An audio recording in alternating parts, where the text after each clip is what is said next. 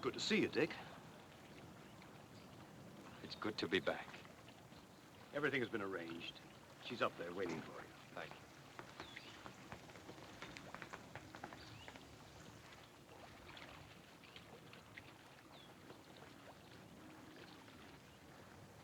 Poor dear man.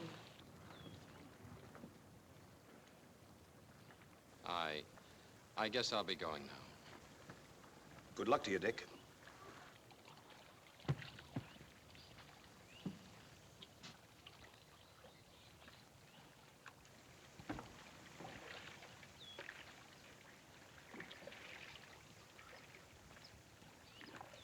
Been through hell, hasn't he?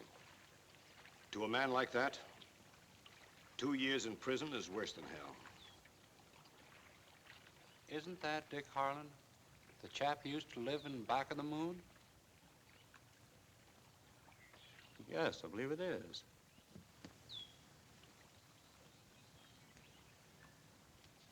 Well, of all the 7 deadly sins, jealousy is the most deadly.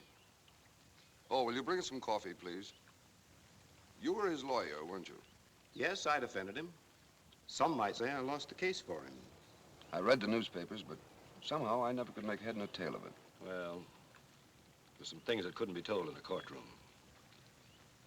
Yet, of all the people involved, I suppose I'm the only one who knew the whole story. You see, it was through me they first met. He'd been working very hard on a new book. I invited him up to my place in New Mexico for a rest. They met on the train.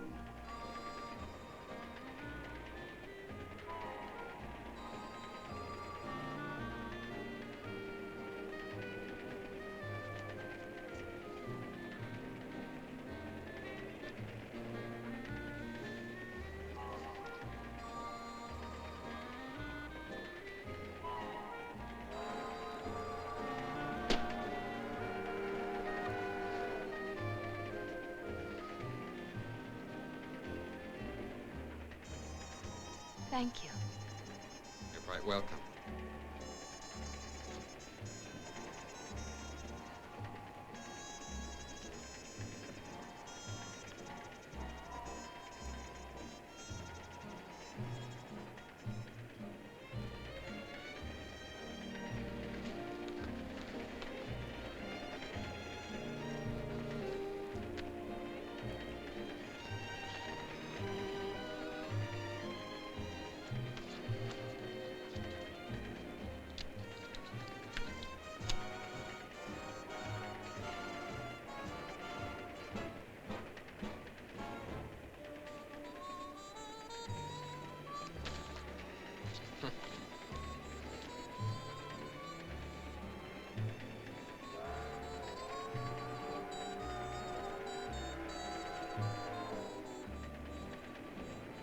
Oh, I'm sorry. I was staring at you, wasn't I? I didn't mean to, really. It's only because you look so much like my father. When he was younger, of course, your age. A most remarkable resemblance. For a moment, I thought... Do forgive me. Well, to tell you the truth, I was doing quite a bit of staring myself. And I assure you, it's not because you look like my mother. As a matter of fact, I can't say you look like anyone I've ever met before. Then why did you stare? Do you really want to know? If it's not too unflattering. Now, you know perfectly well that nothing I could say about you, the way you look at me, could be anything but flattering. Of course, if you don't like flattery. Oh, but I do. On second thought, it won't be flattery. It'll be the truth and nothing but the truth. Any resemblance to flattery will be sheer coincidence. Shall I proceed? Proceed. While I was watching you, exotic words drifted across the mirror of my mind as summer clouds drift across the sky. Couldn't you be a bit more specific? I'll try. Watching you, I thought of tales in the Arabian Nights, of myrrh and frankincense And patchouli? patchouli, that's it. Wait a minute.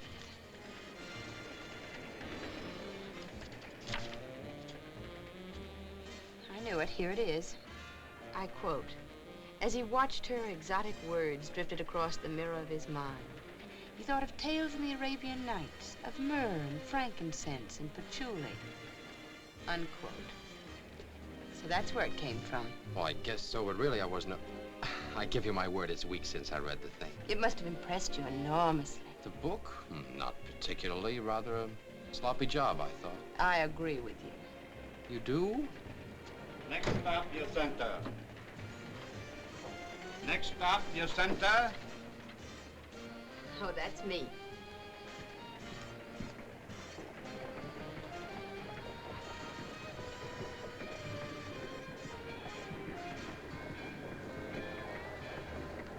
Jacinta, it's me. Oh, there you are. Hello there. Oh, this is nice to see you. Hello, Mrs. Berent. Hello. Hello, baby. How are you? Hello. How How's Louise? Oh, fine. When you see the kid, fine. Oh, Wonderful. I think Charlie, she's get those good. bags, will you, please? Oh, we're looking forward to seeing Well, the can you ranch. stay long? Oh, well. Here we are. Hello there. Hello, Glenn. How are you? Nice to see you. Glad to see you, Dick. Oh, you look fine. How's your brother? Oh, Danny's still flat on his back. He wanted very much to come, but the doctor thought the trip might be too much for him. Oh, sorry. Ladies, may I present Mr. Harland? Mrs. Berent? How do you do? How do you do, Mr. Barrett? Ruth Berent? How do you do? Hello. Ellen Berent. How do you do? How do you do? We met on the train, rather briefly. Too briefly. Well, I've got the car right here, folks. You all ready? Come on. Did you say Harland? Richard Harland. Oh, Mr. Harland, I'm terribly sorry. I doubt if I'll ever forgive you. Ruth, wait till you get a look at the new coats. Oh, I think they're Ellen, we got plenty of wild turkey this year. wonderful. Big as ostriches, twice as ornery. Hope you people are all good and hungry.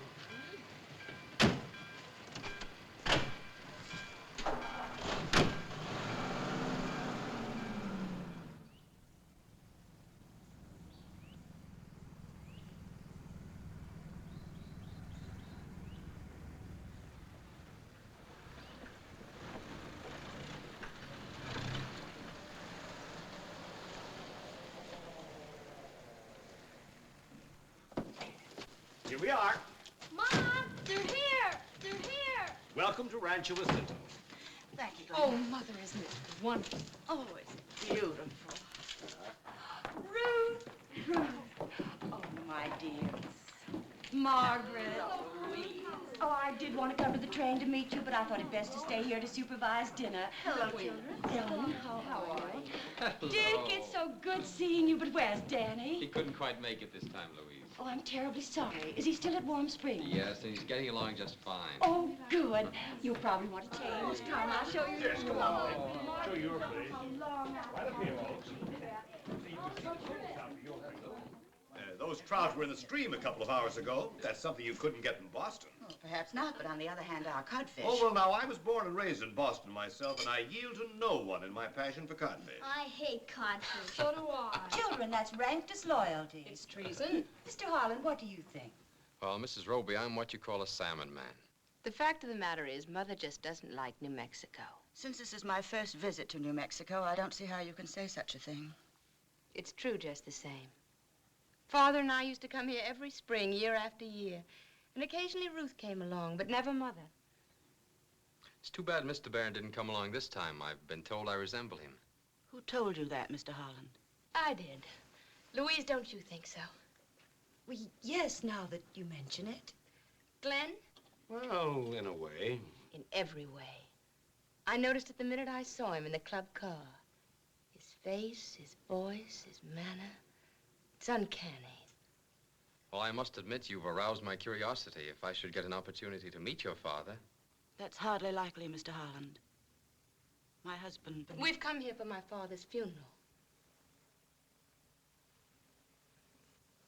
My goodness, there is a resemblance. Why, a most decided resemblance. Tell me, what did they mean about coming here for the funeral? Oh, that was rather a figure of speech. As a matter of fact, Professor Berent died some time ago in the East, and his body was cremated. They brought the ashes here. They're having the ceremony in the morning. Where? High up in the mountain, sort of a plateau. A favorite spot of his. He used to go there a lot with Ellen. Well, now, if you'll excuse me, I'll see if the children have gone to bed.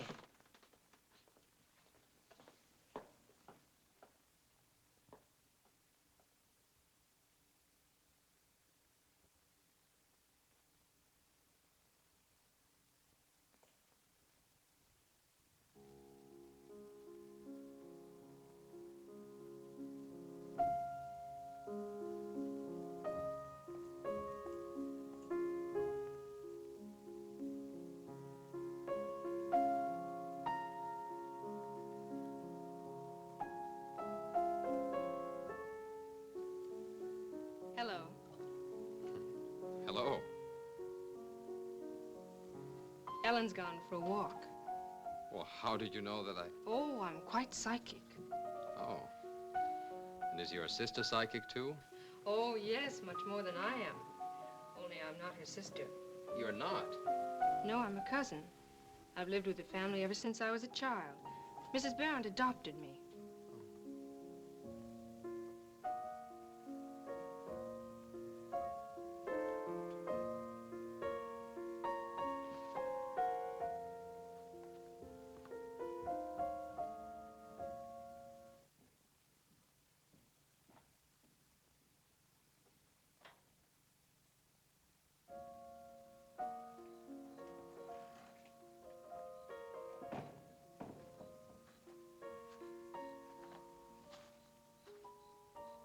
Good evening, Mr. Harland.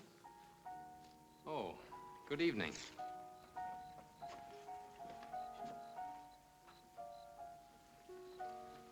In all fairness, I must confess the nights here seem more beautiful than they do at Beacon Hill. Infinitely. I think everything's more beautiful here. Ellen has gone for a stroll. Thank you.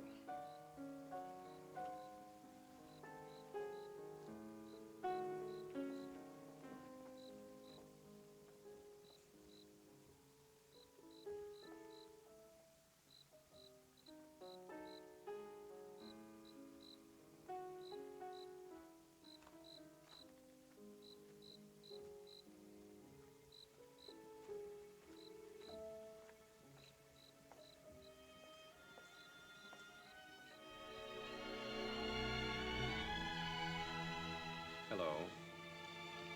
Hello. Am I intruding? Not at all. Well, I'm afraid I owe you an apology. It was rather clumsy of me at the table to speak of your father. That's all right. You couldn't have known.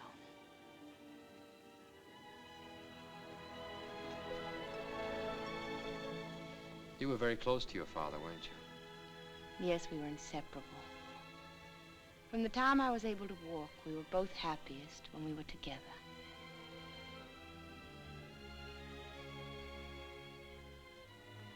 Engagement ring? Yes. But I believe I better be going in now. We're getting up at 5 o'clock in the morning. Good night. Good night.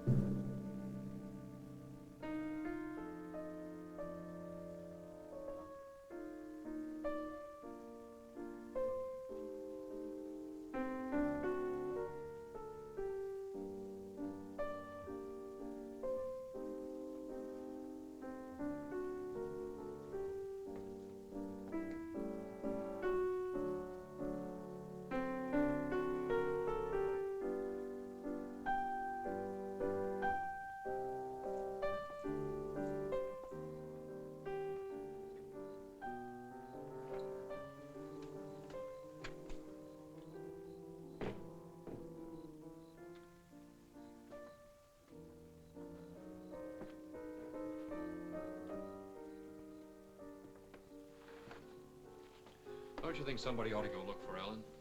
What for? Well, it's pretty wild country up there. Perhaps she's lost. Oh, Ellen knows her way home. Well, I know, but it's been over 12 hours. Suppose something happened to her. Nothing ever happens to Ellen.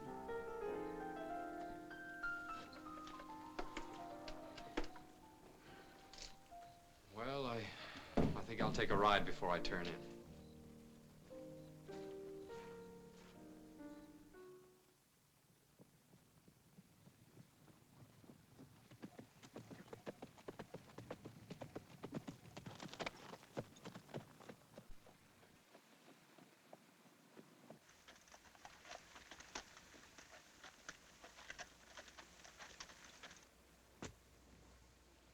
Are you all right? Oh, yes, perfectly. I just wanted to be alone for a while. Thank you for coming to the funeral this morning. You knew I was there? Yes, I saw you as I rode by.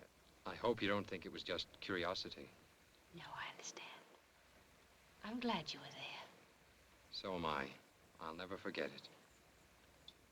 Father used to say it was like riding across the front lawn of heaven. We made a pact to bring our ashes here when we died. If you die first, I told him, I'll bring yours here. If I die first, you'll bring mine. Yet I know now. People you love don't really die.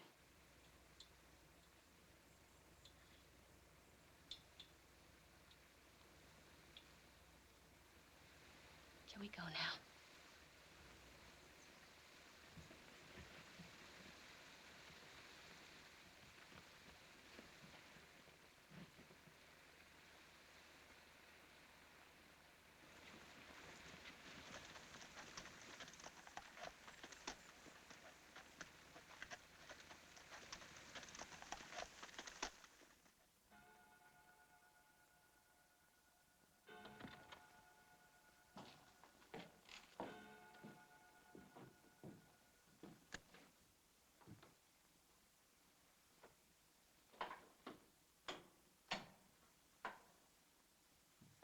I'm not a bit sleepy, are you?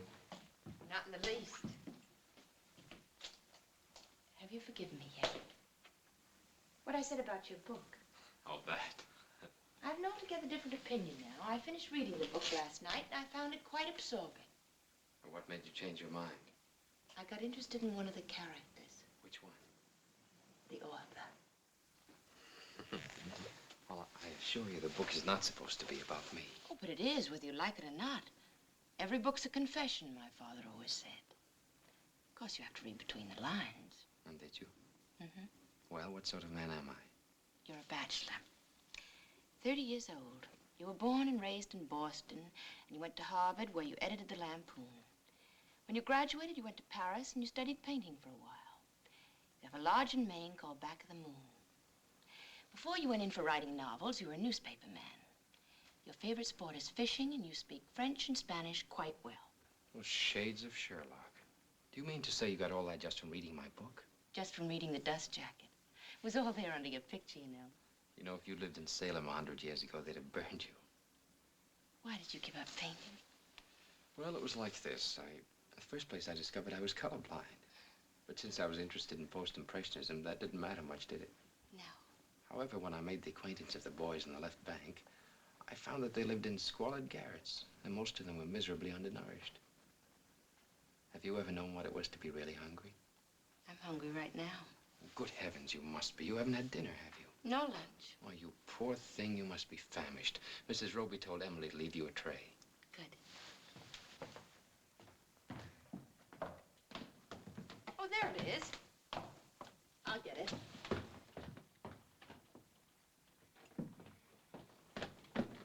Let me. Tell me about your place in Maine. Oh, it's just a cabin. A shack, that's all.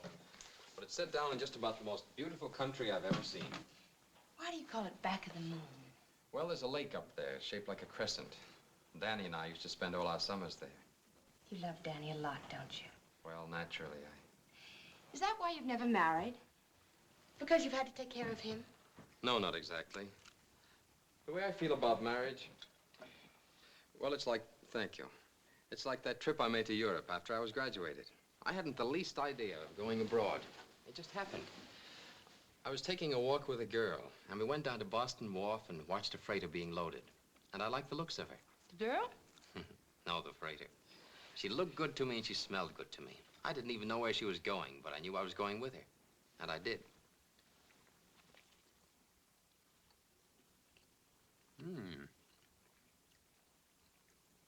Hey, this is about the tastiest sandwich I've ever eaten. What is it? Turkey. Wild turkey. Ever hunted them? No, I haven't. It's tricky shooting. They're sort of scary, but they're so big and clumsy, they hate to take wing. It's a lot of fun. I'd like to try it sometime. How about tomorrow? Well, if Glen has no other plans. I meant just the two of us. I'd love to. Why did you come for me tonight? Well, I don't know exactly. Everybody assured me you'd be perfectly all right. I guess it was just an impulse. Like the time you took the freighter? Yes. You knew I was coming up there tonight.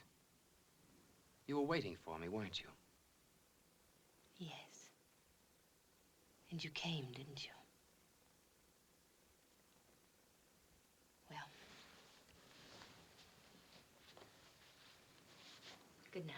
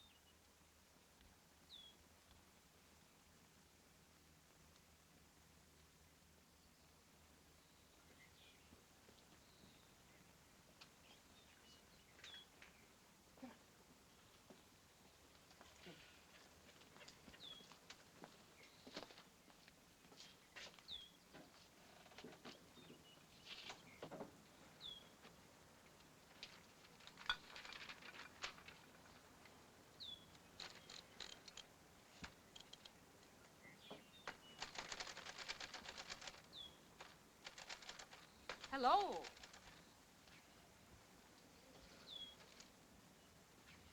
What's going on up there? I'm just pruning and tying up the roses. I hope I wasn't interfering with your work. Oh, not at all. I'm glad you're here. I was thinking about you. Something you said the other night. What did I say? Something rather strange. You said you'd been adopted by Mrs. Berent. What's so strange about that? Well, you didn't say Mr. and Mrs. Berent. Weren't you adopted by both of them? Well, yes, of course. Then why did you say Mrs. Berent? I don't know. I suppose it was because she suggested that... She was alone so much of the time, and I mustn't keep you from your work.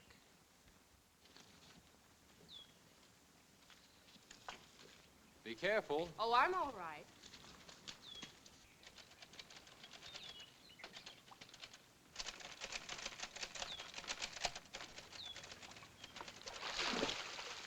How's that for an entrance?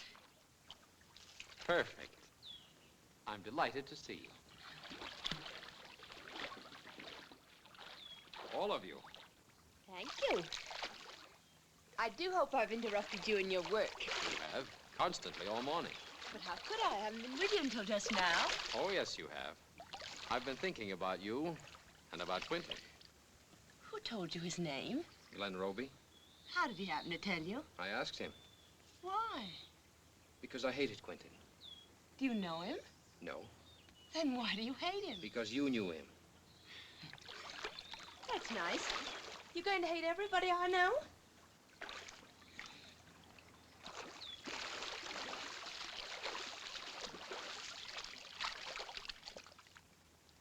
You've lost your ring. No, I took it off an hour ago. Forever.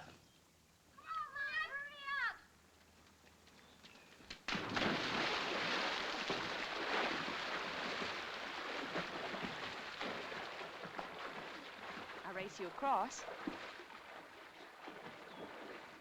1, 2, 3, go!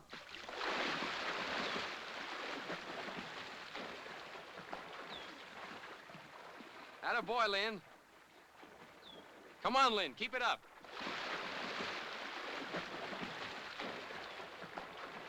Come on. Lynn's going to win. No, Ellen. Ellen always wins.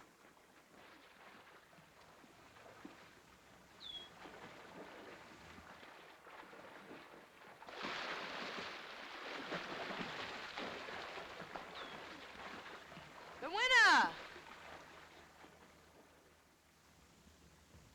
Don't forget we have a date after lunch.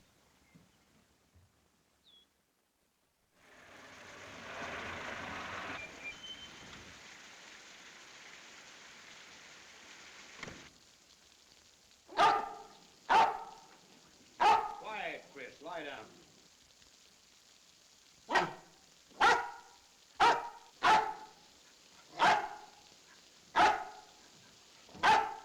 What's the matter with you? Oh, come in. Hello, Robie. Quiet, Chris. Quiet. You take your things. Thank you.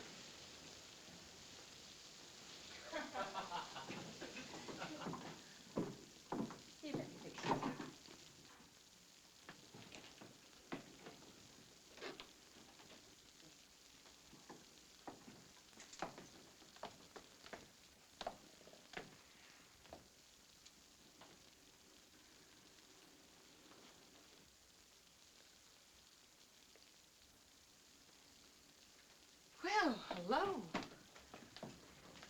What in the world brought you here? An airplane. I grabbed the first one I could catch after getting your telegram yesterday. Why all the rush? I wanted to be among the first to congratulate you on your forthcoming marriage. Well, we hadn't planned to announce it for a while, but since you've let the cat out of the bag... Darling, this is Russell Quentin. My fiancé, Richard Harland. How do you do? Might I have a moment with you alone? Certainly. We can go in the library. Will you excuse us? Mrs. Berent, Ruth.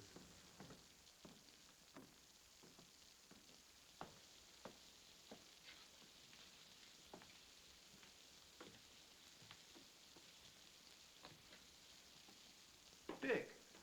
Dick, is it true? I'm so happy for Ellen. Well, For thank you, both Ruth. of you. Well, that's all very well, but what I want to know is when and how. Well, I'm sorry, Russ. Really, I am. I never expected you to come here in the midst of a political campaign. When do you plan to be married? As soon as possible. Would it be convenient for you to postpone it until the fall? Until after election, you mean? Well, it wouldn't do me much good for the news to get out that I'd been jilted and thrown aside like an old shoe. Oh, come now, Russ. Surely there's no political significance in the fact that a lady has changed her mind. I don't understand it, Ellen. I always knew you'd never marry me while your father was alive. But after he died, I thought there might be a chance. What happened? I'm in love. We intend to get married at once. Tomorrow.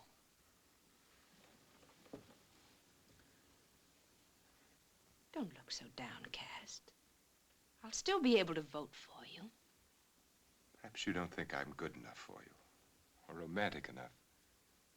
I know people thought I was marrying into the Berent family for reasons, but that's not true. I want you to know that I had only one reason. I want you to know that I was in love with you. I'm not a man who loves often, Ellen. I love once. Thank you, Russ. That's quite a concession. I loved you.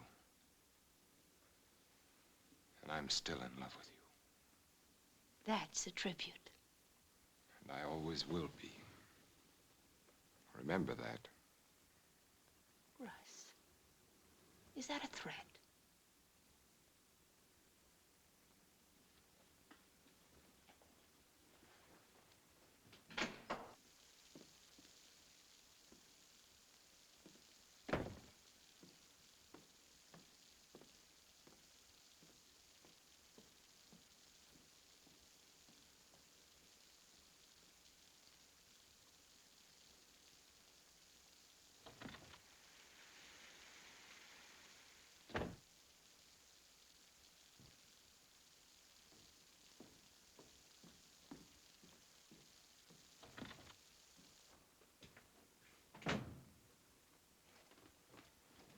Now, look here, Ellen. Darling, will you marry me? Why, you unpredictable little...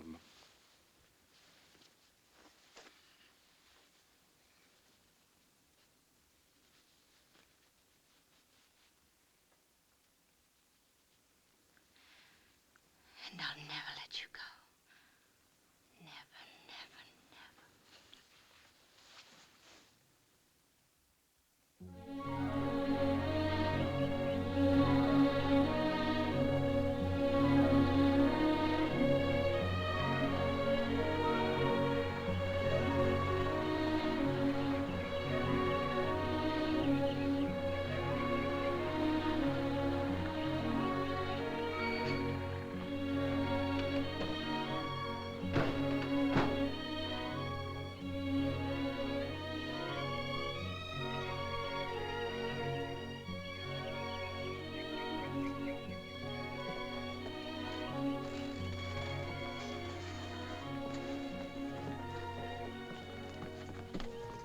Ellen, there he is.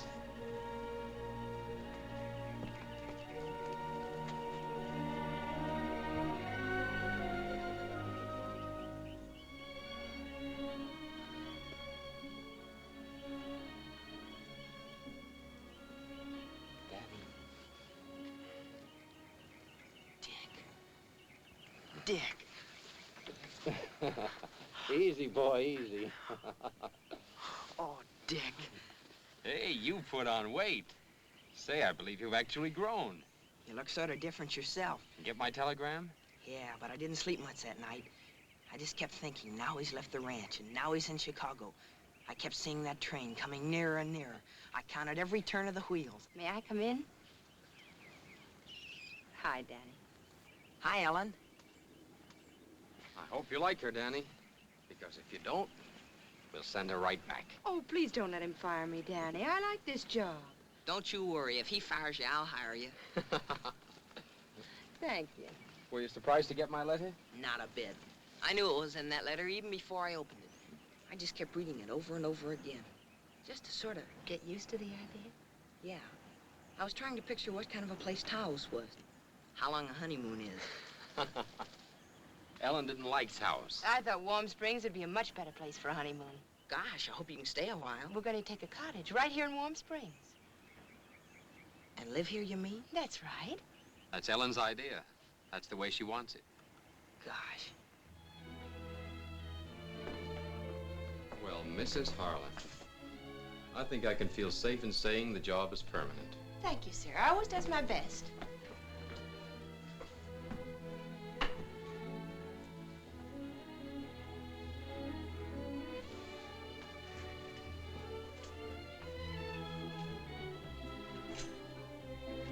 I trust you'll find the soup to your taste. It's sheer understatement to call this ambrosia soup. I call it consomme à la patchouli. But when you get around to hiring a cook, be sure and teach her the recipe. I have no intention of hiring a cook, or a housekeeper, or any other servants. You mean for the present?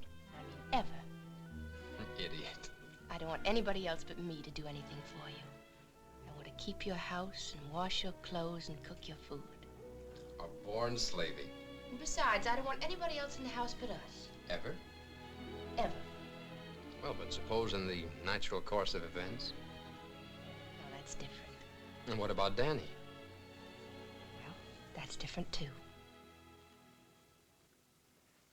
And only 3 people have ever been to Back of the Moon. That's me and Dick and Thorne. Who's Thorne? Leek Thorne. He's a woodsman. He helped build the house and the dam and the boathouse and all. He takes care of the place. I'd like to get hold of some of Richard's baby pictures. Could I, do you suppose? Oh, yeah. There's a whole album full. A lot of college yearbooks with loads of pictures of him.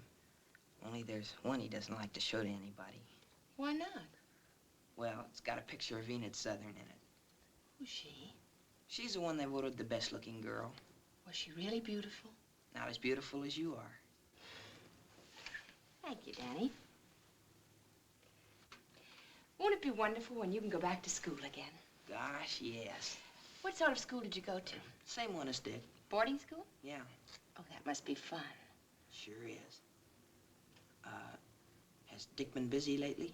Yes, he's been working awfully hard on his book. And we mustn't interrupt him. And besides, have you forgotten our secret?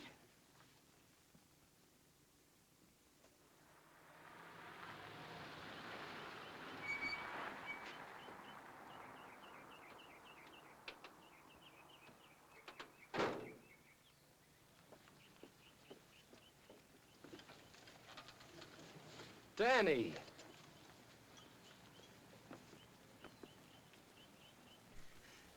Dick!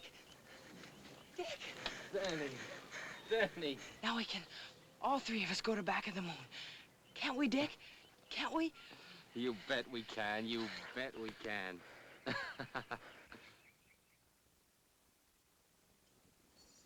It's way up north, miles from nowhere. I know all about that place. I've heard about it plenty from Danny. He can't wait to get up there again. I know that's my problem.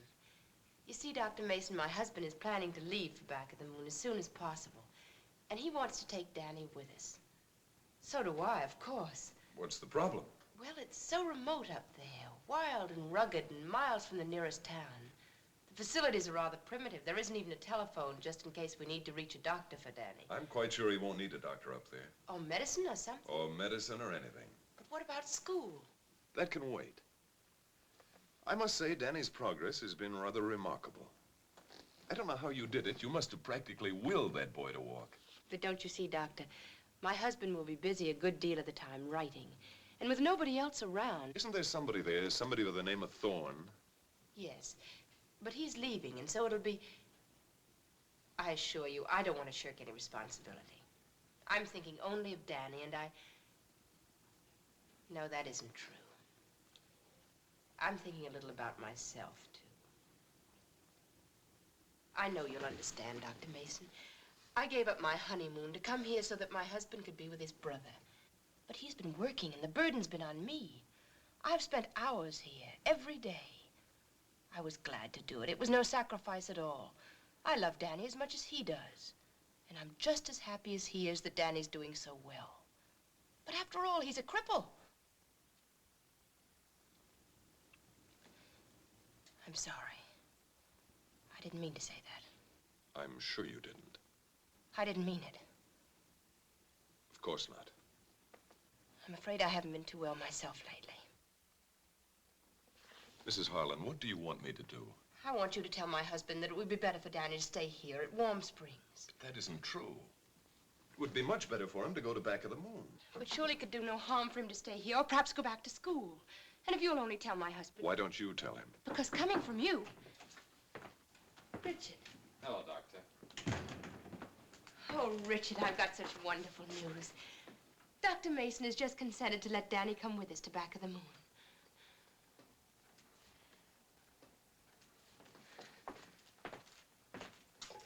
Oh, no, darling, please. Let me. I want to be the first to tell him. And this is Leek Thorne. Hello? Yes, it's for you. Hello? Oh, golly, Ellen. We're going to Back of the Moon. Yes, Ellen? When? Tomorrow? Oh, gosh. Yeah? Gee, thanks, Ellen. Gosh.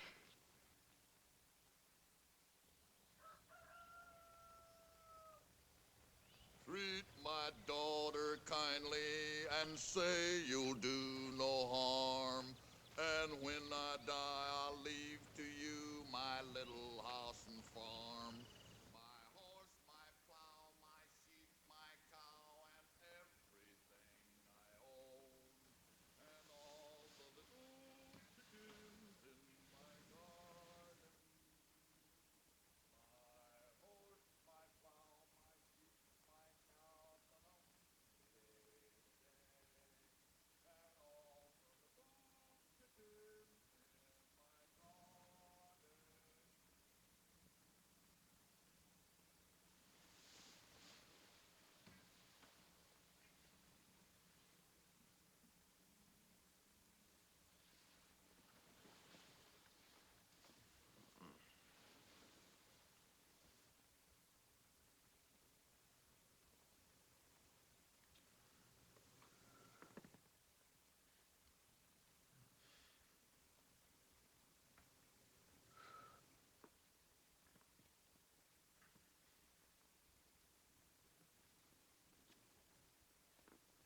Good morning. Good morning. Oh, darling, I dreamed you were... What gives? Another day with you. 24 hours with you.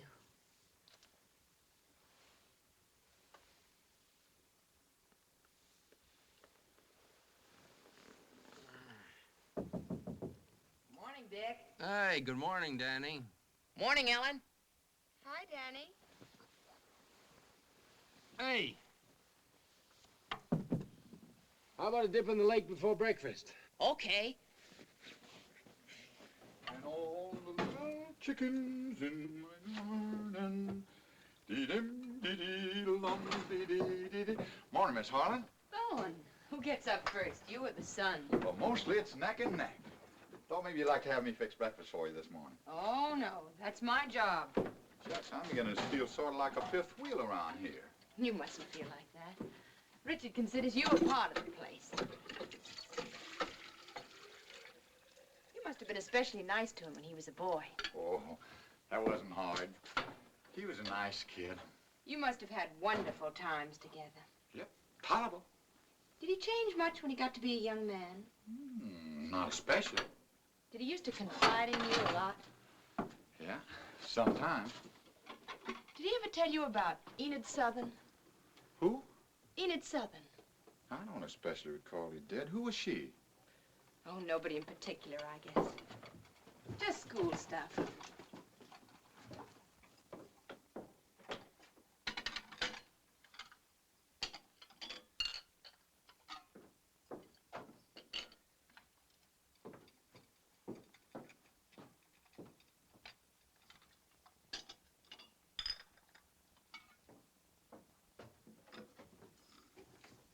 I'll take those. Dawn, do you dream a lot?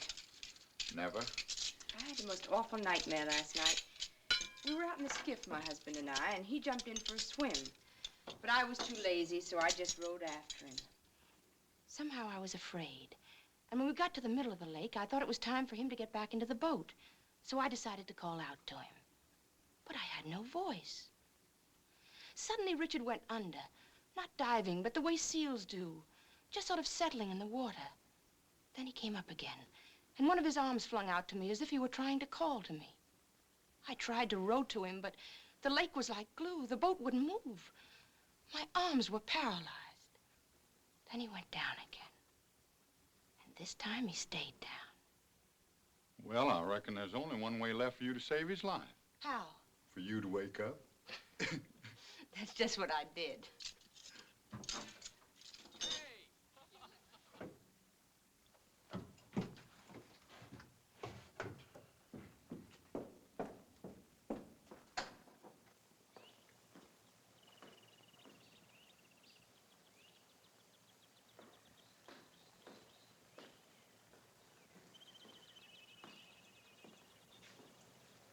Come and get it.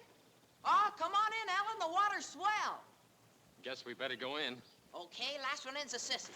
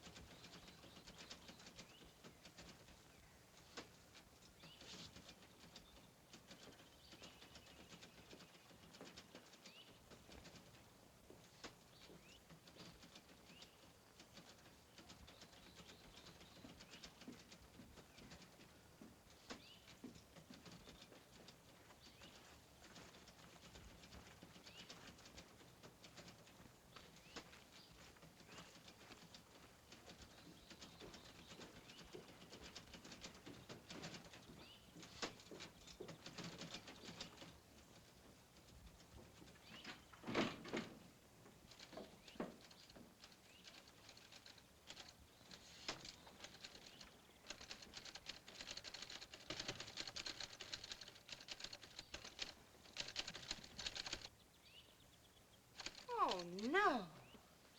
Know what? Good grief. Will you marry me, he said. Well, what's wrong with that? In the first place, men never propose. They may think they do, but it's really the woman Who told you that, Ripley? And if men do propose, they never say, will you marry me? Get away, gadfly. Did you ever propose to a woman? Hundreds of them. When you proposed to Enid Southern, Who told you about Enid Southern? did you say, will you marry me? I didn't propose to her. Did she propose to you? Beat it, will you? How did you propose to me? I... You didn't. I proposed to you. Like this. Remember? Okay, I'll marry you. Right after I finish my chapter. I hate your chapter. I hate all your chapters. They take up too much of your time. Funny thing, that's what my publisher says. No, I'm serious. After all, it isn't as if you had to write for a living. I've got more than enough for both of us. And, darling, it's the dearest wish of my heart to support you. Is that bad? Oh, darling, I didn't know it could be so wonderful here, back in the moon. You like it here, do you? Every minute. If only it weren't so crowded. Crowded? Why, this is the most remote, uninhabited place east of the Mojave. I mean the cabin. Not that I mind chaperones, not in the least. But there's Danny's room on one side of us, and Thorne's room on the other side, and the walls as thin as paper, and the acoustics disgustingly perfect. Well, at least nobody snores. Do you know, ever since we've been married, we've never been alone, not for a single day. And do you know... And do you know that Thorne moved his cot and his things to the boathouse this morning? He did? Mm-hmm. Oh, Richard, I hope you didn't tell him Oh, not at all. It was his own idea. As far as Danny's concerned... Where is Danny? He went with Thorne. Where's Thorne? He went to town. You don't mean they're going to stay in town? Oh, certainly not. Then why did they go? Do you have to know everything? Tell me. No. Tell me? Cut it out. Tell me. Stop it. It's a secret. You can't have any secrets from me.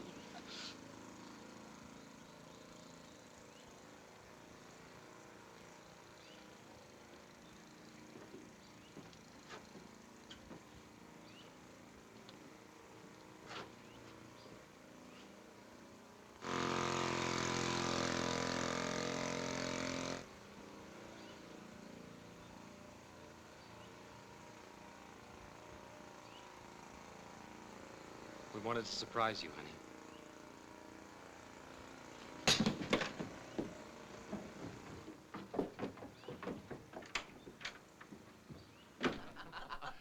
Deedle-dum-dum, deedle-deedle-die, deedle-deedle-dum-dum, deedle-I-die, deedle-deedle-dum-dum, deedle-deedle-die. Oh, oh, oh, oh, oh, oh. We've got a mule down on our place. We put this mule in the derby race. At the crack of the gun, he took to the rail. He flew with his ears and he stared with his tail. A very funny wedding happened down our street. A man named Oates married a gal named Wheat. And as they marched down the aisle, you see the organ played, "What shall the harvest be?" Oh, a possum and a tomcat had a fight. They fought all day and they fought all night. They fit and they fought till their tails dug the ground. Then they hoisted up their tails and they fit another round. Oh, deedle-deedle-dum-dum, deedle-deedle-die, deedle-deedle-dum-dum, deedle-I-die, deedle-deedle-dum-dum, deedle-deedle-die, die-da-die-die-die. Danny, you sing one. Come on. Oh, I got a gal named Caroline. Some of these days she's gonna be mine. She's the gal that I admire. She's the gal sets my heart on fire. What was that? Oh, that was a loon. There's a couple of them across the lake. They sound horrible. Oh, you'll get used to it. But wait till you see the deer. You'll love them. They come right up to the cabin to be fed. What do you give them? Potato peelings and salt. And then, of course, there's our porcupine. Oh, yeah. He used to come up every morning and nibble on the doorstep. The Robies paid us a visit at Bar Harbor just before we left. Are they well? The children had the mumps. Oh. Of course, you've heard about Russ Quinton being elected district attorney. Really? They say he's got his mind set on the governorship. It wouldn't surprise me if he made it. Do you suppose we could find some wild wisteria and transplant it around the cabin? I know where there's some. Oh, fine. Then tomorrow we... I'm afraid Thorne won't have time for that. He has his work to do. Look what I can do. Thorne showed me.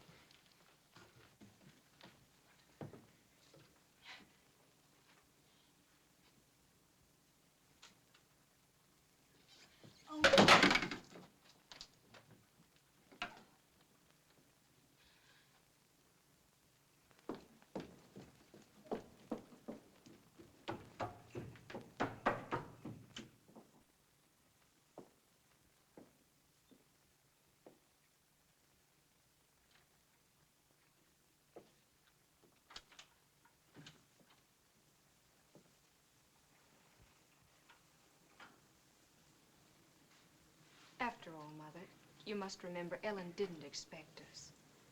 We shouldn't have come, Ruth. We shouldn't have come.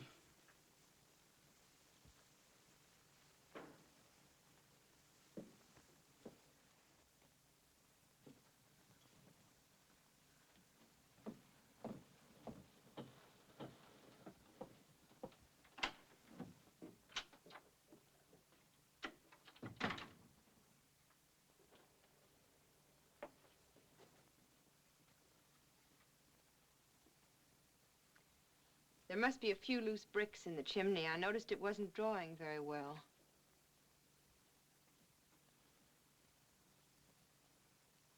Did you hear me, darling? What happened tonight? Ever since Ruth and your mother arrived, you've been acting like a shrew. At the landing, you were cold. At dinner, aloof and sullen. And after dinner, you were beastly. I wasn't expecting guests. They're your own people. I thought you'd be pleased. Don't let's quarrel, Richard. And Danny adores you. You hurt him. Why? I was upset. You were insulting to your mother, mean to Thorne, treated him like a servant. Well, isn't he? Certainly not. He's a friend, one of my dearest friends. Is Ruth one of your dearest friends, too? What's eating you? Ruth is your own sister. Ruth is not my sister. All night long, you devoted yourself exclusively to her. Well, somebody had to make her welcome. Maybe you're in love with her. You're in a rotten mood, Ellen. Maybe that's why you invited her up here. Shh. Do you want her to hear you? I keep forgetting you can't draw a deep breath in this room without being heard all over the house. Let's change the name of the place from Back of the Moon to Goldfish Manor. What's happened to you? You're deliberately whipping yourself into a fit of hysterics. Oh, no, I mustn't do that. It might disturb Mother and Ruth or wake up Danny.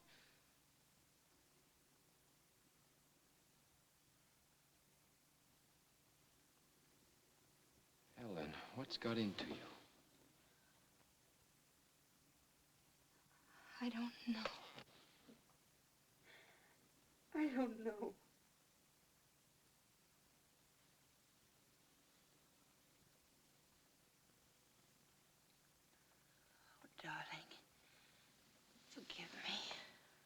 I'm sorry.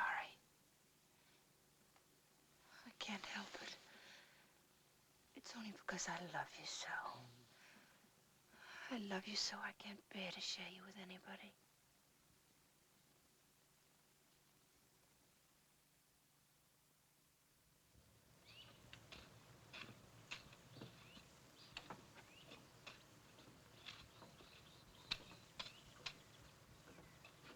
Well, the gal with the hoe. Oh.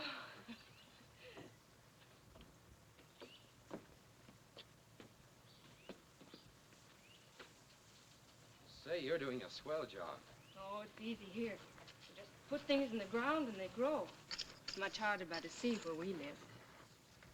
Dick, when are you going to visit us at Bar Harbor? When I finish the book, maybe? I think you'll like it there. We were talking about it this morning, Mother and I. We thought it might be a good idea for Danny to go back with us when we leave. The beach is lovely and we have a sailboat. He'd have a wonderful time. I'm sure he would. There's a school, too, an excellent school. Yes, I know. Ellen told me all about it. I'll have a talk with Danny.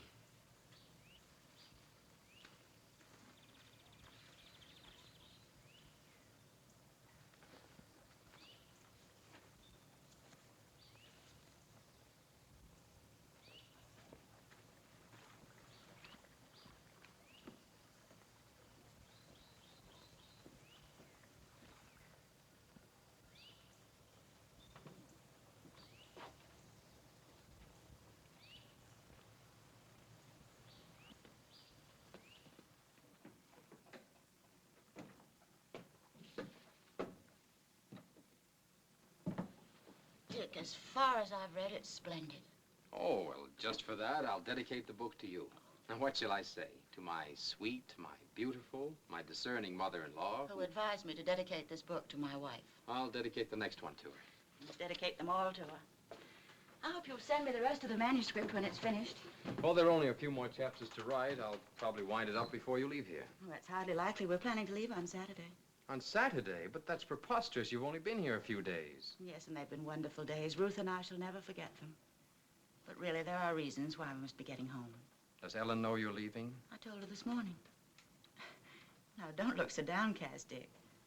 You know, in a way, mothers-in-law are like children. They should be seen and not heard. Not seen too much. What's wrong with Ellen? There's nothing wrong with Ellen. It's just that she loves too much. Perhaps that isn't good. It makes outsiders of everyone else, but she can't help it. You must be patient with her. She loved her father too much.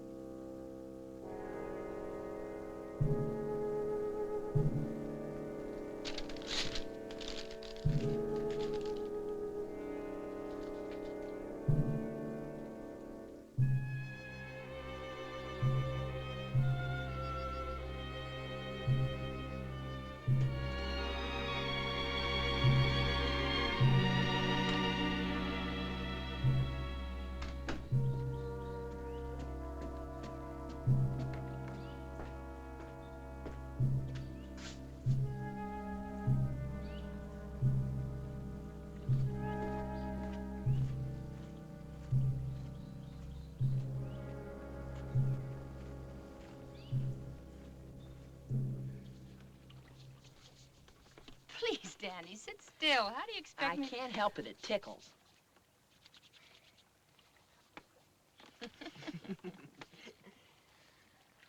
You'll just love our house by the sea. There are a lot of rocks on one side of the beach, and when it's low tide, you can go there and watch the anemones and the ink squids. And there are the most wonderful shells and pebbles, all sizes and colors. Sounds swell. Hold still. How'd you like to go to Bar Harbor for a while? I had a letter from Ruth, and she'd love to have you. I'd love to go. With Dick, you mean? Well, no, he doesn't want to leave here until the new book's finished. And then we can join you. No, I'd rather wait then. Till we can all go together, the three of us. We wouldn't be separated for long. Just a few weeks. No, I'd rather wait.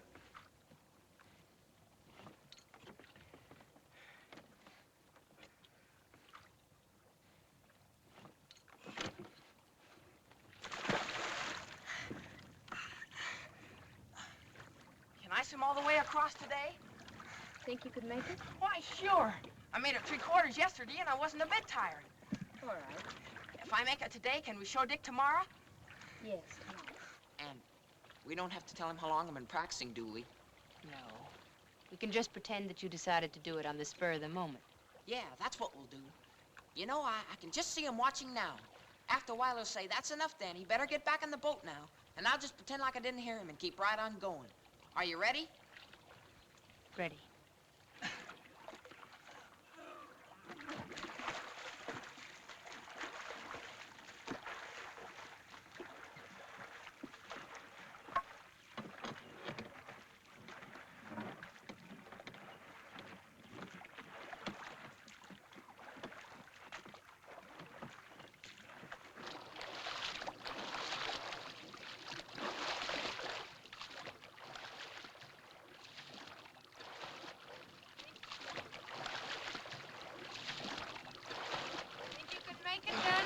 Oh, it's a cinch. Don't worry about your direction. I'll keep you on your course. Okay.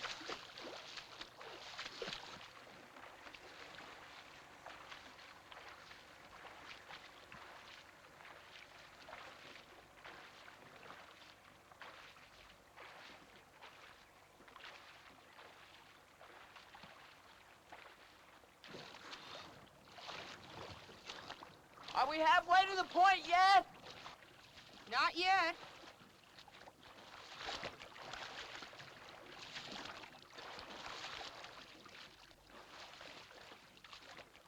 You're not making very much progress, Danny.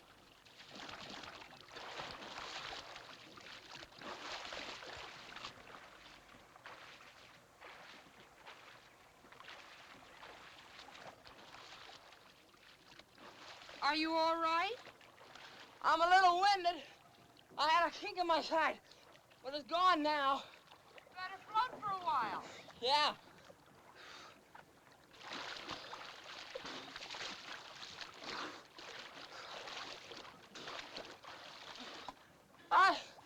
I think I'm getting tired. Take it easy. You don't want to give up when you've come so far. Okay. I'll get my second wind in a minute.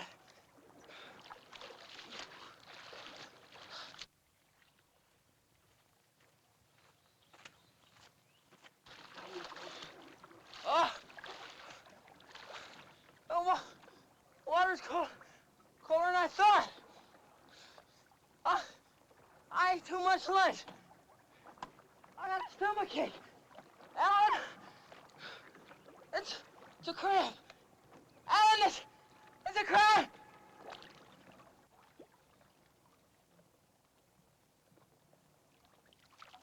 Alan! Alan! Help me!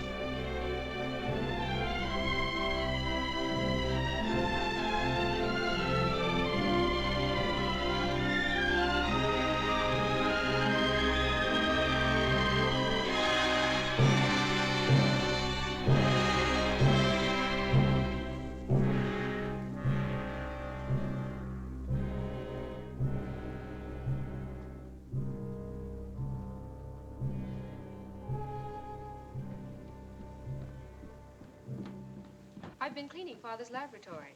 I thought it might be a good place for Dick to work. He's dropped his work. He's dropped everything. I'm losing him, Ruth. I'll die if I lose him.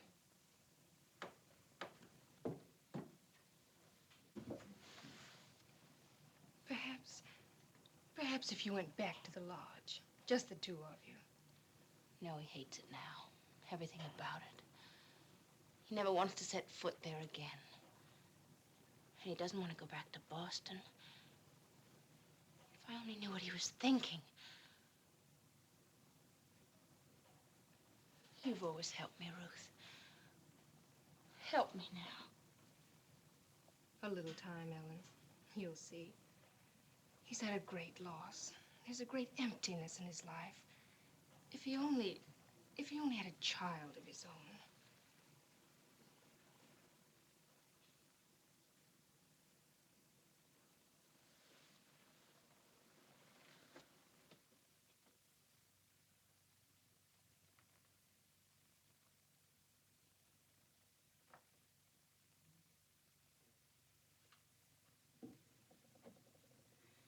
Oh, it's wonderful. When Ellen was a little girl, her father fixed this room up as a playroom for her. Then when she grew up, he used it as a laboratory. Now it's going to be a playroom again, just as it was before. Not exactly, Mother. Your baby was a girl. I was going to be a boy. You've decided that, have you? Well, definitely. Ellen gave me a word of honor. Stand still, will you? I've got a kink in my neck. Dotted Swiss would be nice for the curtains. What about the rug? You don't put rugs in children's playrooms? You use linoleum. Why? Linoleum washes easier, just in case. Say, you women think of everything, don't you? All right, you can rest. Oh.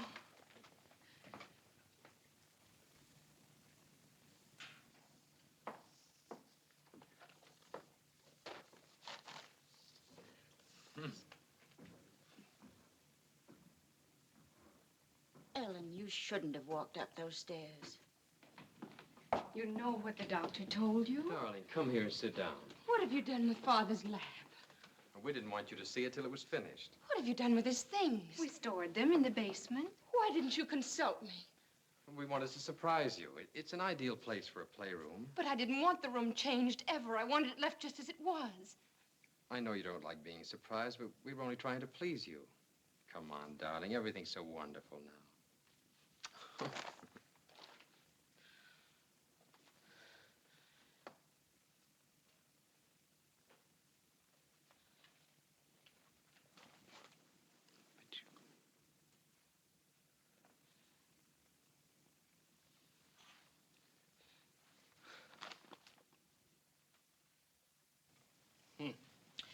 You'll have to behave yourself. Imagine eating shrimps at a time like this. Where's Richard? He went to town. They always upset you. I've been telling you that for years. Did Ruth go with him? Yes, I think so. Especially now in your condition. When did they leave?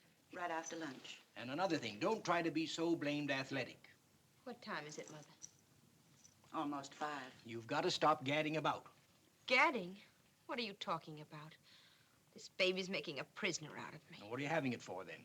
I can't do anything. I can't go anyplace. I don't even see my husband. Why don't you have him come in here? Because I don't want him to see me this way. That doesn't make sense. Those are orders now. No shrimps, no stairs. And don't you budge off that couch.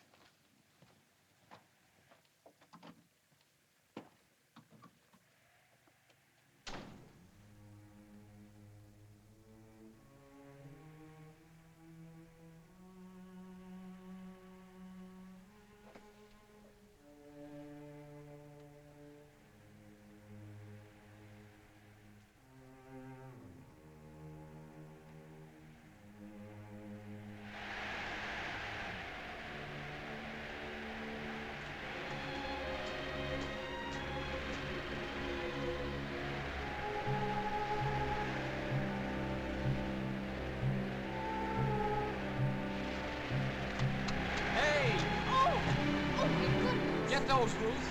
Oh, heavens!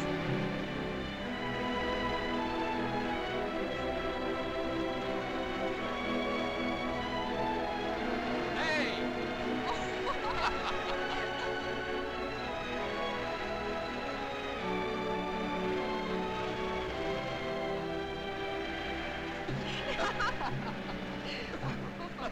There. What are you doing? Oh. You look so funny. You should always wear your hat like that.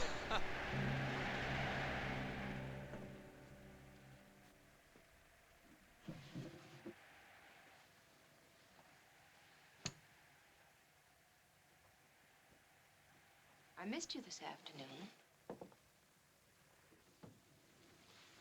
What did you do when you went to town? Oh, we just shopped around for the baby things. You were gone about 4 hours. Well, we walked to town and back. Rather a long walk, isn't it? Tell me, what did you talk about? Oh, a lot of things. About Danny? No, About me? not especially. You're looking very well, Ruth. I've never seen you so happy. Tell me, do you think Richard loves me? Well, now, that's a silly thing to say. Oh, I know in the beginning he loved me. But I'll tell you something funny. He never liked me. He loved you, but he never liked you. That's right. We've never really been friends like you and he. He likes you. Tell me, has he found a nickname for you yet? Well, not exactly. Sometimes he calls me the gal with the hoe to kid me about my gardening. He used to call me Patchouli.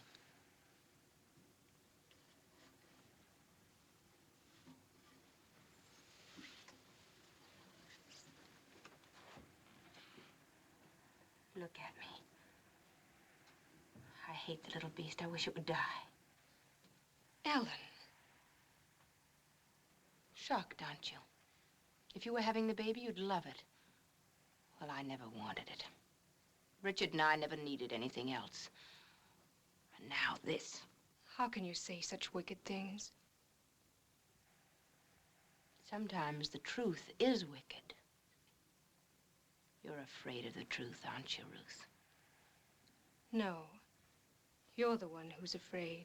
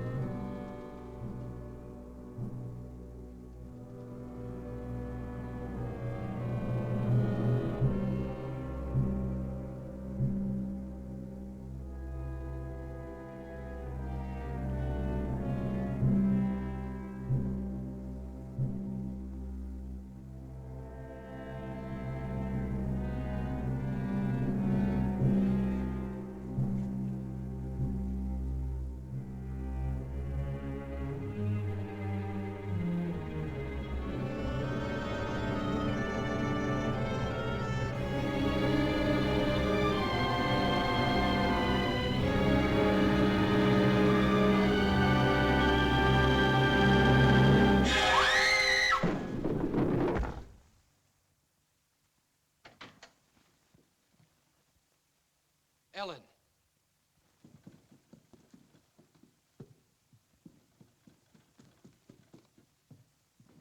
Call the doctor.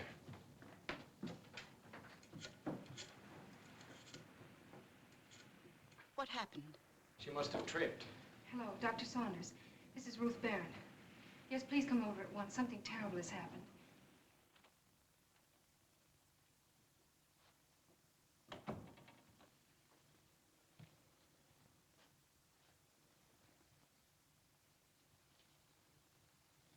Well, we couldn't save the child. It was a boy.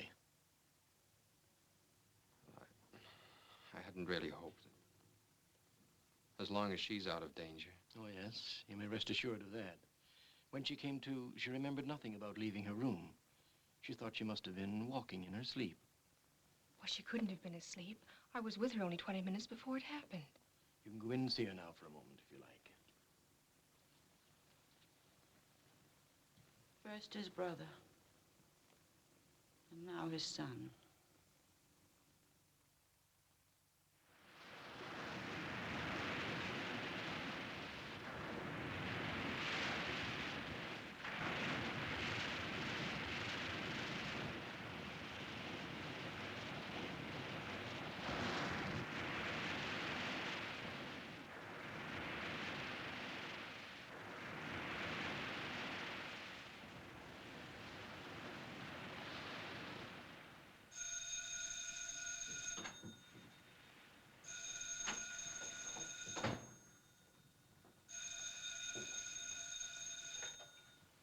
Yes?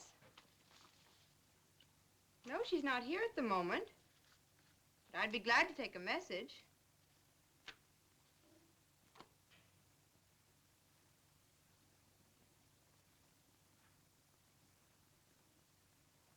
Yes, I will.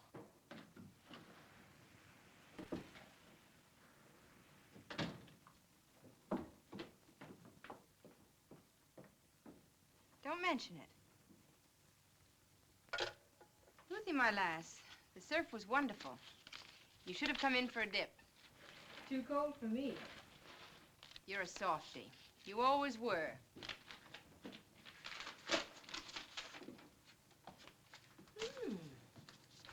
Richard's new book. Nice.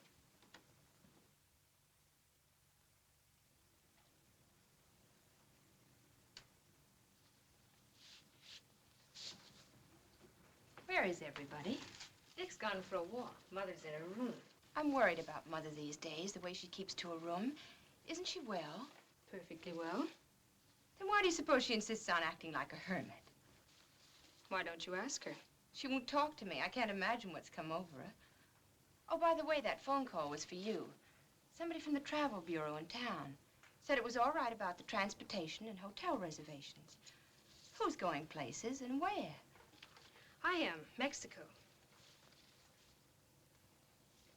Well, why the wanderlust all of a sudden? I just thought I'd like to get away for a while. From what? Is there anything so strange about my wanting to take a trip? No, I suppose not, but why Mexico? I've always wanted to see Mexico. I've never heard you say anything about it before. What part of Mexico? Tasco. When are you going? Next week. With Mother? No. By yourself? By myself. What are you running away from? Is it me? Ellen, when we were kids, you used to torment me every way you could think of. You can't do that anymore. Is it Richard? If you must know, I'm going away because I can't stand living in this house any longer. The whole place is filled with hate. Your hate. Not hate, love, Ruth. Richard's love for me. All these weeks I was in the hospital, helpless. You had him here in the house to yourself. But it didn't do you any good, did it? He still loves me more than ever. That's what you can't abide. That's why you envy me, isn't it? I don't envy you, Ellen. All my life I've tried to love you, done everything to please you. All of us have. Mother, Father, and now Richard. And what have you done? With your love, you wrecked Mother's life. With your love, you pressed Father to death. With your love, you've made a shadow of Richard. No, Ellen, I don't envy you. I'm sorry for you. You're the most pitiful creature I've ever known.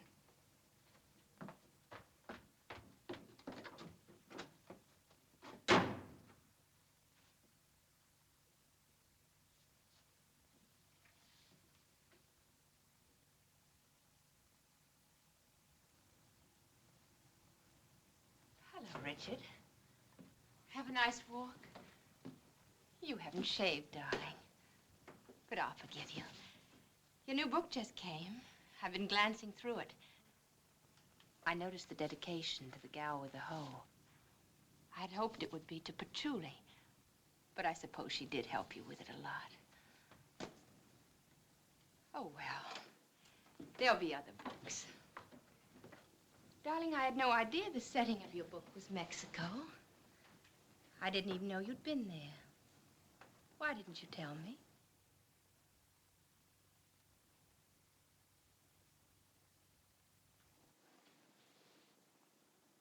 Is anything wrong, Richard? You're so strange. You've been avoiding me. Going off by yourself. Where do you go? What do you think about? Whatever it is, can't you share it with me? We haven't done that for a long time, shared things. Ever since Danny... You've never forgiven me for that, have you?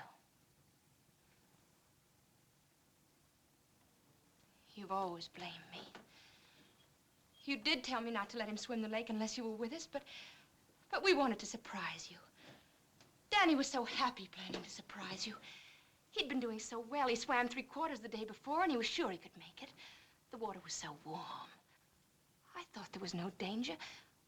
I must have looked away for a moment, and then when I looked back, Danny was sinking.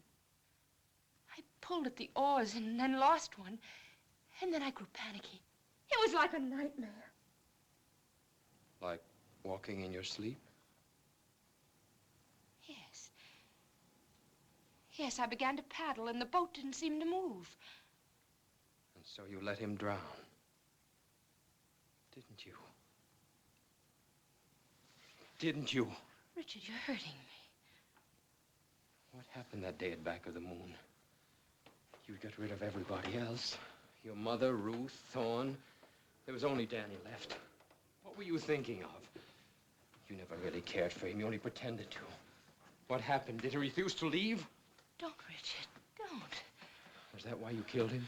I didn't mean to let him drown. But you did, didn't you? You're a perfect swimmer.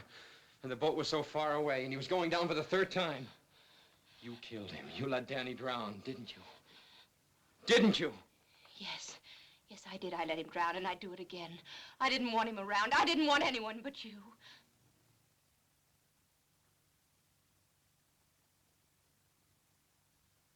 I knew it. I must have known it all along. I kept pushing it out of my mind. I couldn't believe it. Didn't want to believe it. How could I? You love me, you said. Wanted only to make me happy. Yes. Yes, that was all I ever wanted, Richard. Your happiness, only that. I didn't mean to let Danny drown. I didn't plan it. I swear I didn't. But when the cramp caught him and he went under, I thought if he never came up again, I'd have you all to myself.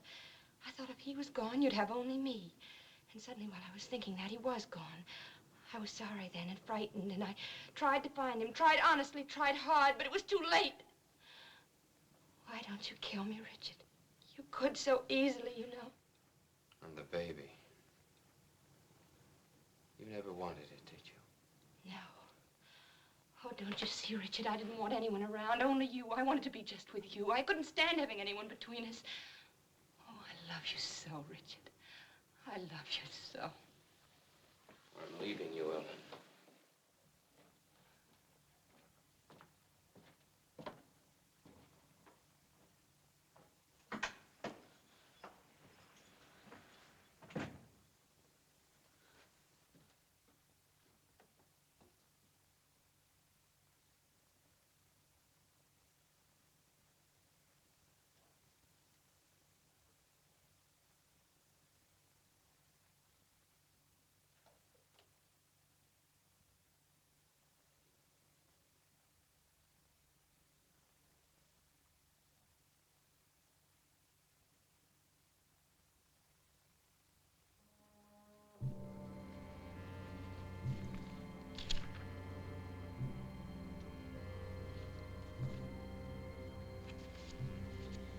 Mr.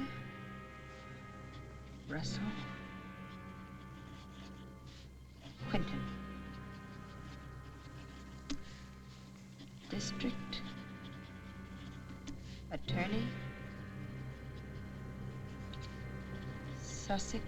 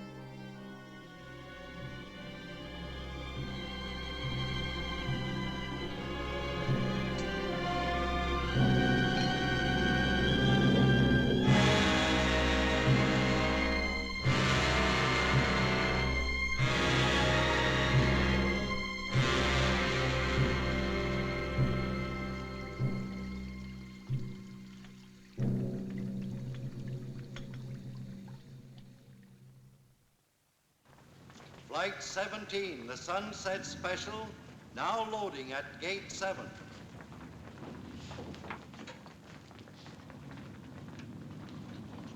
Mr. Richard Harland, wanted at the telephone. Inquire at information. I'm Richard Harland. Use the phone number 1. Thank you.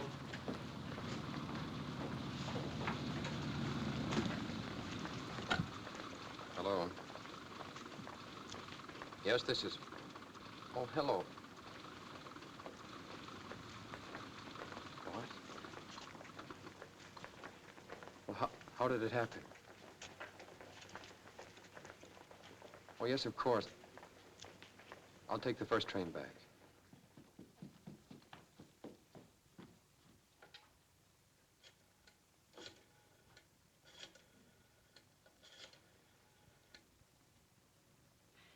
Dr. Saunders, I'm sorry to get you out of bed, but she's much worse. Would you hold on for just a minute, please?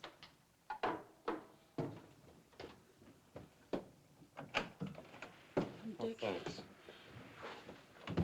Where is she? In her room. It happened very suddenly. We were having a picnic lunch at the beach. Doctor, it seems to be more serious than you thought. Could you come at once, please?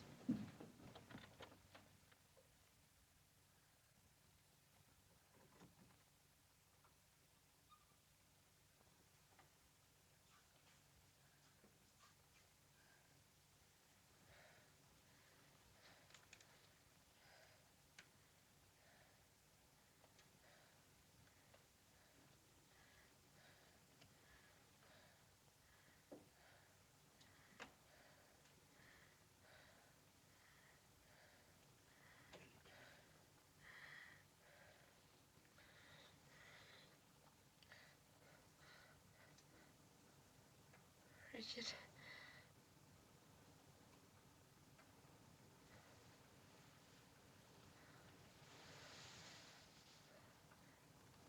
I'm going to die. Oh, don't talk like that, Ellen. You're going to be all right. No.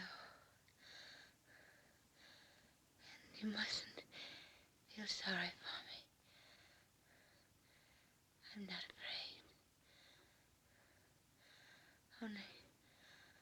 Only promise me one thing. I want to be cremated, like my father. And my ashes scattered in the same place. Remember? I remember. Promise? Of course, Ellen. I'll promise anything you like, only... Richard!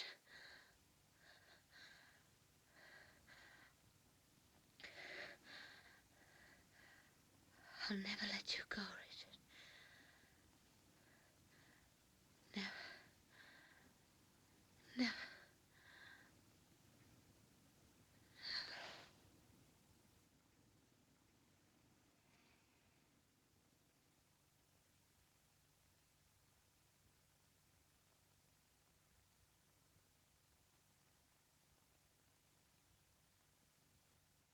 Murder. Cold, brutal, premeditated murder.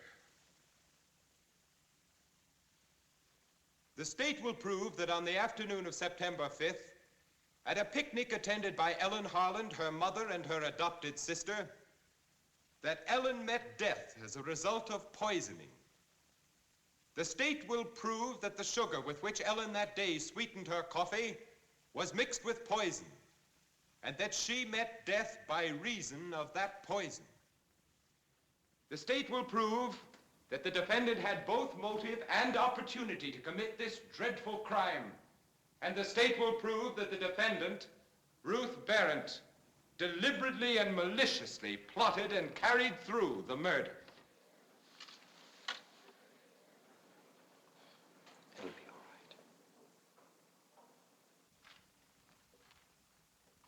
right. I refer now to the envelope found in the defendant's leather jacket. When you analyzed the contents of this envelope, what did you find? The apparent sugar tested 60% arsenic. Shortly after you made this test, I came to you with a sealed parcel. Yes, sir. The contents was a bottle half full of white powder. I show you the bottle. That's it. You analyzed the contents? I did. What was it? Pure arsenic. Your witness, Mr. Robie. No questions. Mr. Medcraft, you were the manager of the Bay State Mortuary. I am. Were the remains of the late Mrs. Ellen Harland cremated at your establishment? Yes, sir. Who made the arrangements? Miss Ruth Berent. Your witness. No questions, Mr. Quinton. Mr. Carlson, what is your occupation? Vice President of the Seaboard Trust Company. Your bank is trustee for the estate of the late Ellen Berent Harland. Yes, sir. When was the last time that you saw Mrs. Harland? Just after she got out of the hospital. Did she make any provision in her will about being cremated after her death? No, she did not. Would you tell the jury what provision she did make? She requested that she be buried in the family vault at Mount Auburn Cemetery.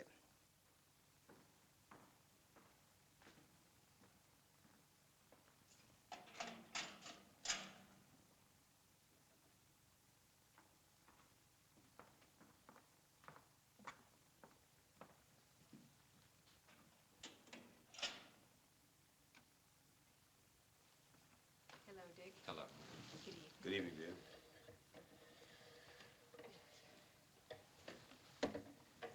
Tomorrow, Dick, you'll go on the witness stand. You must remember that Quinton isn't just the prosecutor. You may rest assured he'll have his brass knuckles on. He'll throw the whole book at you.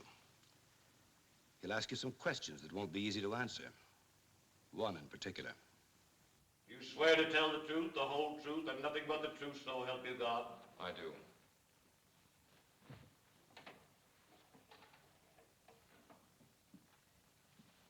Your name? Richard Harland. Your profession? Writing. If you don't mind, Mr. Harland, I shall ask you for a moment to be a reader. I've been asked how I happened to investigate the death of Mrs. Harland. This letter is my answer. I ask you to read it.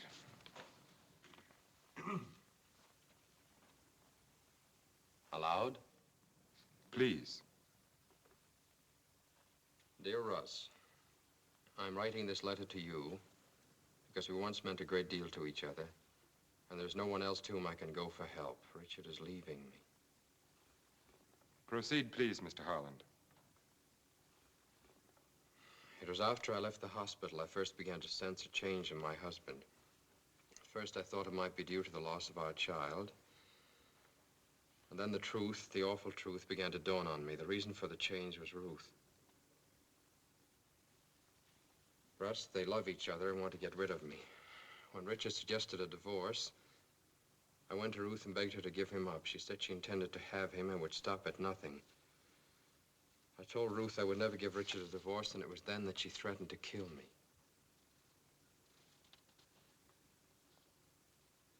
Go on, Mr. Harland. Russ, I know she means it and is capable of it. She will kill me the first chance she gets. If you don't mind, Mr. Harland, will you read that last paragraph a little louder? She will kill me the first chance she gets. Go on, Mr. Harland. I'm afraid to stay in the house, but I can't leave without Richard. I'd rather die than give him up.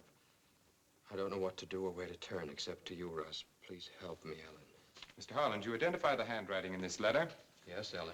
I call your attention to the first sentence. I am writing this letter to you because we once meant a great deal to each other. Do you know the significance of this? I suppose it refers to the fact that you once were engaged to her. Yes, we were once engaged. Did you know that when you first met her? Well, she was wearing an engagement You ring. knew when you met her that she was engaged to another man? Yes. And in spite of that, you made love to her? I suppose so. Will you tell the jury about this courtship? I didn't exactly court her. You mean that she courted you? No, not that either. Well, then what do you mean? I knew that she'd marry me if I asked her to. And so you decided to ask her? No, I decided not to. Did she ask you? Not exactly. Well, then how did you happen to get married? Well, I found one day that she had removed her engagement ring. She gave me to understand. I realized then that I was in love with her. Did you tell her so? Yes. What did she say? She said she would never let me go. How soon after this were you married? A couple of days later, she wanted it that way. Were you reluctant? I was doubtful. Now, Mr. Harland, I don't say this critically, nor in mockery, nor to suggest that you are conceited, but simply to be sure that I understand you correctly. You suggest that a beautiful young woman engaged to another man falls in love with you, wins you, and persuades you into a quick marriage against your better judgment. Is that a fair statement of the facts? Yes. I see. Now, how soon after this did you begin to regret your surrender? Were you happy with your wife for the first month? Completely. The second, the third, the fourth? Yes. Was Ruth at the ranch in New Mexico during the time Ellen met and courted you? Yes. Did you see much of Ruth at this time? No. Where did you go after you left New Mexico? To Warm Springs, Georgia, to visit my brother Danny. During your residence in Warm Springs, did you have any servants? No. Who did the housework? Ellen. And the cooking? Ellen. You couldn't afford any servants. It wasn't a question of afford. She preferred it that way. Ellen liked doing things for you. Yes. Did Ruth come to visit you during this time? No. Where did you go after you left Warm Springs? To a fishing lodge I have at a place called Back of the Moon. Did anyone come with you? My brother Danny. When was that? In June. In June, were you still happy with your wife? Yes. How about July? Yes. You loved her in July. How about August? Did anyone come to visit you in August? Mrs. Berent. Anybody else? Ruth. You loved Ellen in August. Well, how about August? My brother was drowned in August. Yes, I know how that must have saddened you. But did it affect your love for Ellen? Danny meant a lot to me. So did Ellen? Yes. Danny was drowned in August. Come to September. Did your love for Ellen continue in September? In a different way. In what different way? We were to have a baby. You mean that your love for Ellen increased because she was going to have a baby? No, not exactly. Did it grow less? I don't know. Well, then what do you mean by in a different way? I don't know. During this time, you were living in Bar Harbor at the Berent home? Yes. And Ruth was there all the time? Yes. Your wife was confined to her room? A good part of the time. Did you see a great deal of Ruth during this time? Yes. Practically every day? Yes. When did you stop loving Ellen? I don't know. Isn't it true that shortly before your wife died, you quarreled with her? Yes. What about? I can't say. Wasn't it because Ellen was jealous of Ruth? She had no reason to be. Wasn't she? Ellen was jealous of everybody. But was she jealous of Ruth? I refuse to answer Then that. perhaps you'll answer this. Are you in love with Ruth? We're very good friends. Are you in love with her? I'm very fond I of her. want you to answer yes or no. I'm asking you a very simple question. Perhaps you didn't understand me. I shall repeat it for you. Are you in love with Ruth? Are you in love with Ruth? Are you in love with Ruth? I hand you a copy of Richard Harland's new book. Kindly turn to the dedication page. Would you please read the dedication? To the gal with the hoe. To whom does that refer? To me. Isn't it rather strange that Mr. Harland didn't dedicate his new book to his wife? I don't think Ellen was very much interested in the book. But you were. Yes, very much. You worked with him on it. On the final draft, yes. That was written while Ellen was in the hospital, wasn't it? Yes. You were together a great deal during the time Ellen was in the hospital. Well, we were... Working on the book. Yes. Will you tell the jury where most of the action in this book takes place? Tosco, Mexico. Had you ever been to Mexico before? No. During all the time that you lived with the Berent family, had you ever gone away on a trip before, alone? No. Why did you decide to go to Tosco? I wanted to get away. Did you expect to meet anybody there that you knew? No. Did you expect to be joined there by anybody that you No. knew? Did Mr. Harland suggest that you go to Tosco? No, no. Let's get back to the dedication. Why did Mr. Harland refer to you as the gal with the hoe? Well, I'm rather fond of gardening. You did all of the gardening. Yes. Did you ever use any chemical sprays or insecticides? Yes. Any containing arsenic, for example? I don't know. I show you a bottle here in evidence. Do you recognize it? Yes, it was mine. It held bath salts. Are you aware of what it contains now? Yes. By what chemical process do you suppose that bath salts turned into poison? I don't know. I show you a leather jacket here in evidence. Do you recognize it? Yes, it's I show mine. you an envelope here in evidence. Do you recognize it? Yes, it's the envelope containing the sugar. Which the state chemist testified was 60% arsenic. Yes. And which the sheriff testified was found in the pocket of this leather jacket. Yes. Did you wear this jacket on the day of the picnic? For a while, yes. Then I gave it to Ellen to wear. Why did you do that? She complained of feeling chilly. And so you loaned her the jacket. Yes. Will you tell the jury who prepared the food in the picnic hamper? Ellen and I... Who prepared the sugar? I don't know. It must have been Ellen. Why do you think it was Ellen? She was the only one who took sugar with her coffee. Who served the coffee on the day of the picnic? I did. And you gave her the sugar? Yes. And that night she was dead? Yes. And the very next day her body was cremated? Yes. And the following day Harland left with the ashes for the ranch in New Mexico to dispose of them there? Yes. So that no autopsy could be possible? No, that wasn't the reason. Ellen always wanted to be cremated and to have her ashes scattered with those of her father. Then why did she take the trouble to have a clause inserted in her will requesting that she be buried in Mount Auburn? I can't explain it. There are a great many things you can't explain. You can't explain how the poison got in the bottle of bath salts. You can't explain how it got in the sugar. You can't explain why Ellen's body was cremated so as to make an autopsy impossible. You can't explain why you made plans to leave this country shortly before your sister was poisoned. Well, perhaps you can explain this. When did you first fall in love with Richard Harland? Did you ever tell him that you loved him? No. When did you fall in love with him? You've dodged long enough. You can answer a simple question, and I demand that you do so. Just when did you fall in love with Richard Harland? Did you love him after his brother Danny was drowned? Did you love him after the death of his stillborn child, after his wife died? Did you love him last week, a month before, a year before? Are you in love with him today? Yes. Yes, I am in love with him. I think I've always loved him. The state recalls Richard Harland to the stand. That's all.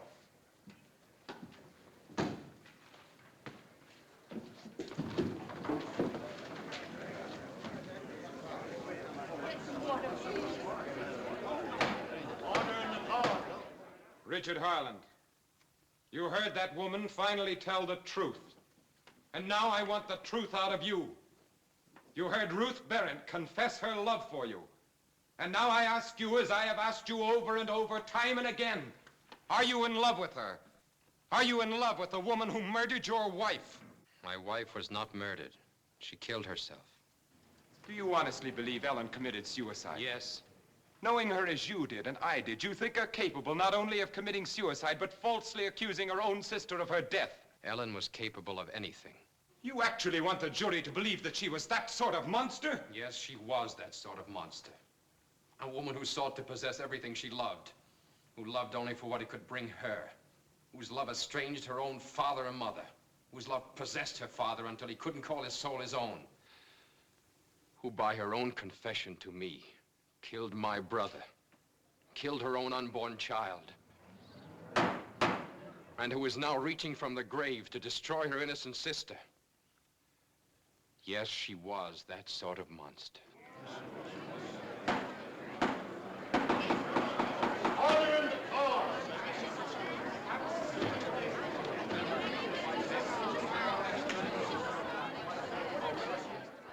It took the jury only 10 minutes to bring in a verdict of not guilty for Ruth. But Harland had sacrificed himself. In withholding knowledge of Ellen's crime, he'd become an accessory.